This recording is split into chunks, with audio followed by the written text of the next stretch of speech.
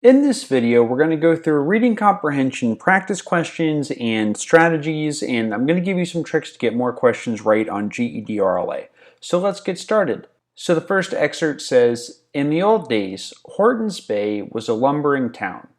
No one who lived in it was out of sound of the big saws in the mill by the lake. Then one year, there were no more logs to make lumber.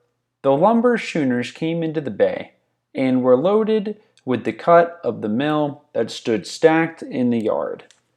Okay, so here's your first question, and I'd like you to pause the video and try to tell me what is the setting of the story. Pause the video, do that now, and then we'll go over it. Okay, let's go over this. So the answer here is Horton's Bay, highlighted on the screen. And so the setting is really important, and the setting is just wherever the story is taking place, and it's a place, and it can also include the time, like the year, month, time of day. And right now we're pretty much just told this is in Horton's Bay, but let's pay attention for times where the setting changes throughout the story here. Okay, so the next question here says, what answer choice is the best paraphrasing of the second sentence in the paragraph? So go ahead and pause the video, try to figure this out, and then we'll go over it. Okay, so paraphrasing just means restating something in different words. And one strategy to get more questions right is, as you're reading on the test, pause every now and then and just ask yourself, do I understand what's happening? Try to put it in your own words in your head. Now, you don't want to take up too much time with this, obviously, because that time's ticking down on that test. But at the same time, if you can remind yourself to stop and do this every now and then, it's going to help you understand more what the passage is saying. And the more deeply you understand, the easier time you're going to have answering the questions. So that's what paraphrasing is. But the correct answer here is B. The residents of Horton's Bay all live relatively close to the mills by the lake. Okay, so let's keep rolling right along here. And another trick here, before we go to the next question, the trick that I want to show you here is what I call matching. So whenever you see answers with words and phrases that match the passage, know that those answers are most likely to be right. And there's no guarantee here. This trick's not always going to work, but I just wanted to point this out. And you always want to try to figure the question out with your reading comprehension skills and your critical thinking first. You don't want to rely on these kinds of tricks and tactics that I show in my videos, because there's not always a guarantee they're going to work, right? But let's say you're stuck and you have to guess anyway. You might as well at least give a guess based off of the answer that has words and phrases that match. Okay, so let's keep rolling right along here. Oh, before we do that though, here's another quick tip. And another quick tip if you have to guess is that if an answer choice contains information that was never mentioned in the passage and the information isn't something that you could deduce logically, it's probably wrong. What do I mean by something you could deduce logically? Well, for example, consider answer choice C. So I think Horton's Bay is actually a place in Michigan, but the story does not ever mention Michigan, right? So you could not logically figure out that Horton's Bay is a place in Michigan just from the information provided here. Okay, unless you're from Michigan or you know something about Michigan and you actually have heard of the place, you couldn't logically deduce that C was the answer here from the story. All right, so just something else to keep in mind. So your next question, the word schooners most likely means which of the following? A, the job title of the employees who work in the lumber industry. B, a type of sailing vessel or boat. Or C, an event that will happen sooner rather than later. Or D, a lifeguard at the lake. So pause the video, try to figure this out, and then as always, we'll go over it. Okay, so the correct answer here is B.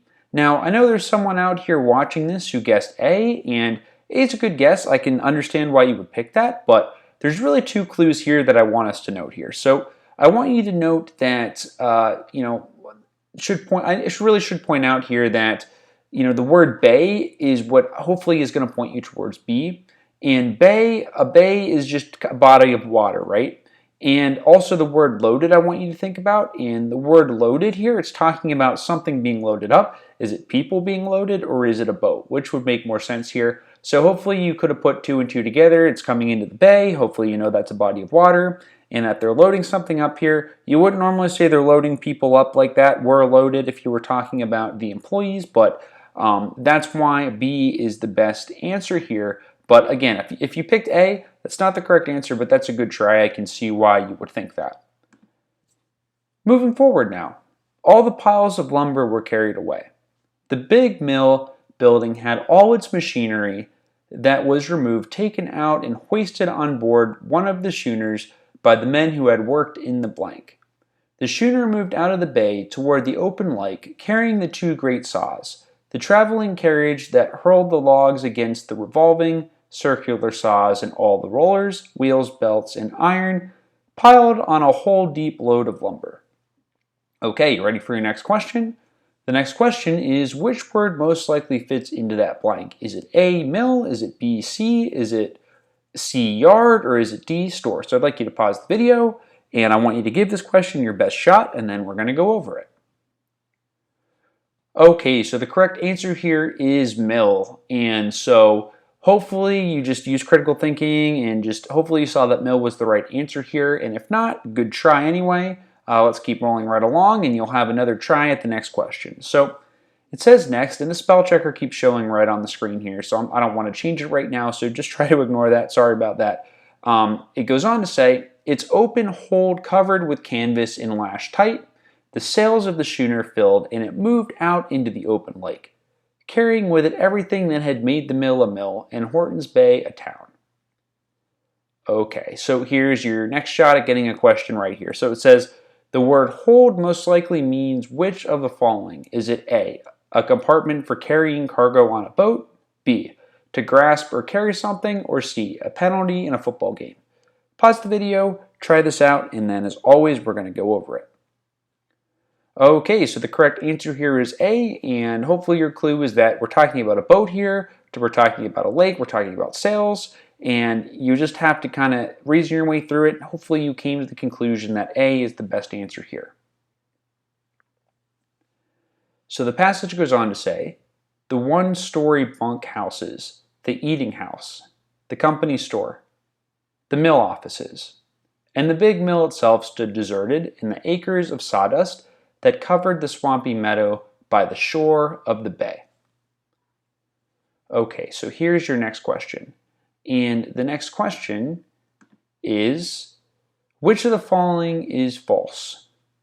A, the eating house stood deserted.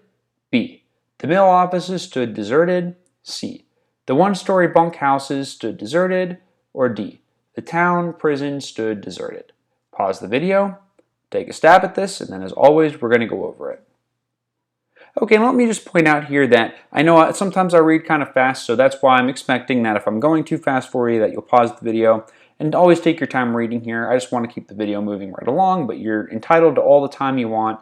And here, D is the correct answer. Now, this is actually an important question, more so than you might think at first, and I want you to really maximize your score when you take the GED test. I want you to at least go into RLA, and I really want to see you get a passing score. And if not, hopefully, ideally, I'd love to see you get a score better than passing, like a college ready score or a college ready plus credit score, something really high like that. But of course, passing is really, at the end of the day, what matters the most, and I'd love to see you pass. So I want to point out here that lists are, whenever you see lists in a passage, like I would say this is an example of a list right here, you want to always note where those lists are because there's a good chance, and again, there's no guarantee, but there's a chance that you're going to get questions based off of those lists, all right? And process of elimination, just kind of checking each answer choice here and seeing if it's found in that list is really probably the best strategy to do this. So hopefully you'd go down through this and you'd say the eating house stood deserted. You'd go look up in the passage here and you'd see that yes, that is correct. Same with the mill offices. And then you'd come to D and realize that a prison is not included in the list here, so D is going to be false. And so, again, I just want to really drive this home because this is more important than what a lot of people realize. You always want to, while you're reading passages, whenever you see a list kind of like the one I just showed you or something else, just pay attention to where that is, please. That's really, really an important tip here because you might get a question that asks you about a list and you'll need to be able to go back in that passage and find where that list is so that way you can answer the question. So just when you're reading, just take a note of that if you see anything like this where there's a list, all right? And we'll move on now. And so, like I said, note where they are in the text here, and we're going forward now. It says, 10 years later, there was nothing of the mill left except the broken white limestone of its foundations, showing through the swampy second growth, as Nick and Marjorie rowed along the shore. They were trolling along the edge of the channel bank, where the bottom dropped off suddenly from sandy shallows to 12 feet of dark water. They were trolling on their way to set night lines for rainbow trout. Okay, so the next question here says, how has the setting changed since the beginning of the story? And I'd like you to list at least one change that you can think of from this paragraph compared to what we just read a couple minutes ago. And you can write it down on a sheet of paper if you want to, or you can just think about it in your head, but I'd like you to do this here and then we'll keep moving forward. Okay, so there's not really a right or wrong answer here, but I just listed a few things that kind of jumped out at me. So these were three main things really, like 10 years have passed, which is important to note that from the start of the story, where they're kind of, tearing things apart really, this is 10 years later. So you'd want to note that, all right? Also note that maybe there's nothing left of the mill, hardly anything, at least anymore, right? And also note that there's characters now introduced here, and more importantly, they're down along the edge of the channel bank. So those are three things that I really thought about when I was thinking of how the setting changed. Hopefully you came up with at least one of these things, but if not, you might have got the right answer anyway, because there's not really a right or wrong answer here as long as you noted something that changed in the setting. So we'll keep going here, and I'd like you to tell me next. This is question 8. How many characters were introduced into this paragraph? And I'd like you to list them. Now again, you can write this down, or you can do it in your head, but I'd like you to try to figure this out, and then we'll go over it. Okay, so it's 2 here. It's Nick and Marjorie, all right? And so whenever you go into a test, especially when you're reading fiction passages, fiction meaning not real, this is a strategy that you can use. As you're reading, just remember SCCT. What's the setting? What are the characters? What's the conflict? And what's the theme? But the most important two to understanding the story, it's going to be the setting and the characters. Now, we've really already done that, all right? So we've nailed down the setting. It's that place in Michigan, Hortons Bay, I think it was called. And we know that, the 10 years have passed since the start of the story. And we also have nailed down the characters. We don't know much about them just yet, but we know that there's 2 characters here. There's Marjorie and Nick, all right? And so, now that we've got these 2 things down, we want to note any other changes in the setting or any other new characters that are introduced, of course. And we want to look for a conflict eventually. And the conflict is the problem, or the main problem that's happening here.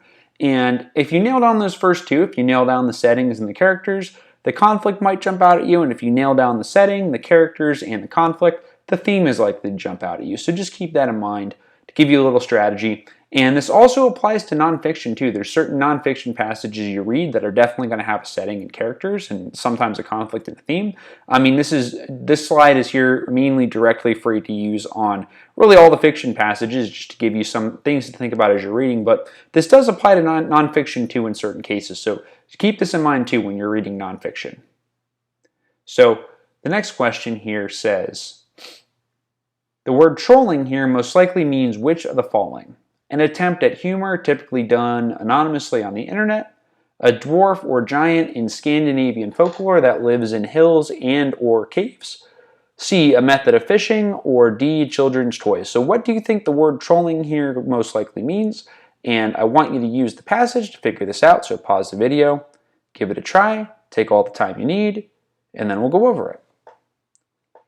So the answer here is C, a method of fishing, and some clues to this would be words like the water, and lines, like maybe you would think about fishing line, and rainbow trout. Now, you might know that trout is a fish, and if you've never heard of that, then now you're going to learn something today. A trout is in fact a type of fish. It's a popular fish to catch, and this actually is a brook trout. This on screen, this is not a rainbow trout, it's a brook trout, but in my home state of Pennsylvania, where I'm from originally, and this photo is quite a bit old now. I took this last time I was home. One of the last times I was home, I haven't been home in nearly a year now, but I'm originally from Pennsylvania, and the state fish there is a brook trout. So just a little fun fact to throw out. But anyway, we'll keep rolling right along here, and the next passage says, "There's our old ruin, Nick," Marjorie said. Nick, rowing, looked at the white stone in the green trees. "There it is," he said. "Can you remember when it was a mill?" Marjorie asked. "I can just remember," Nick said. "It seems more like a castle," Marjorie said. "Now I'd like you to tell me here, which literary device does the author use in this part of the story?" And I've given you a 50-50 here. It's a coin flip. It's either A or B. Is it A, dialogue, or B, personification? The pressure's on, the clock's ticking. No, I'm just kidding. The pressure's not on. I want you to relax. Try to figure this out. Take all the time you need. The clock's not ticking either. I was just joking here. Just pause the video now. Try to figure this out. And if you have no idea, then don't even worry about it. You're about to learn something new. So let's get right to the answer now. And the answer here is dialogue. And what really is dialogue? Well, dialogue is just a fancy word for basically conversation. It could be the character talking to another character. Sometimes the character will be talking out loud to themselves. That can be dialogue. And personification means giving human characteristics to something that is non-human, which is not happening here. But it's important to note whenever you see dialogue or quotation marks in a story, because the dialogue helps you understand the events and the conflicts in the story. And now, we don't see anything earth-shattering here, not really any earth-shattering conflict that's directly introduced here, but you want to note that dialogue is often a source of questions on the test. All right, so pay attention to the dialogue. It's going to tell you about the characters. And note that the start of each paragraph tells us that a different character is speaking. Okay, if you're still with me here, then you're doing a great job. Let's keep it up now. And I really appreciate you being here. The next paragraph says, Nick said nothing. They rowed on out of sight of the mill, following the shoreline. Then Nick cut across the bay. They aren't striking, he said. No, Marjorie said. She was intent on the rod all the time they trolled, even when she talked. She loved to fish. She loved to fish with Nick.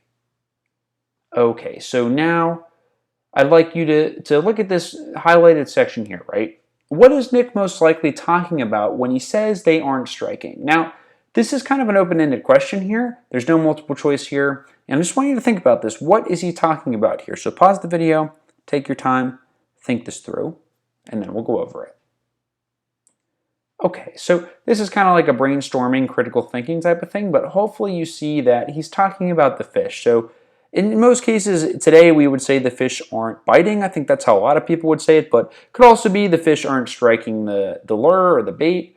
Somebody might say that they're not striking the lure, but basically what he's saying is they're not striking or they're not biting. We're talking about the fish. Okay, close beside the boat, a big trout broke the surface of the water. Nick pulled hard on one oar, so the boat would turn and the bait spinning far behind would pass where the trout was feeding. As the trout's back came up out of the water, the minnows jumped wildly. They sprinkled the surface like a handful of shot thrown into the water. Another trout broke water, feeding on the other side of the boat. So the question is, which type of literary device is the second to last sentence in the paragraph an example of? Dialogue, metaphor, simile, or D, I don't know. And that's okay. If you don't know it, we're going to learn something. But if you think you can figure this out, then pause the video, give it a shot, and then we'll go over it. So this is an example of a simile, and we don't see any quotations, so we know dialogue's out. A simile is comparing two things using the words like or as. So the dead giveaway here is that we see the word like in the sentence here. So if you want to know if something's a simile or not, look for the words like or as, and if you see that, it's probably a simile. All right, hopefully this video was helpful. Hopefully this one was helpful. You learned a few things here, and I appreciate you being here as always. Thank you so much for your time watching this video. I hope this helped you out. You can check out my other reading comprehension videos for more videos like this, and I wish you the best of luck on your test. If you pass or get a higher score, please let me know. Comment down below, and I'd appreciate it. Good luck.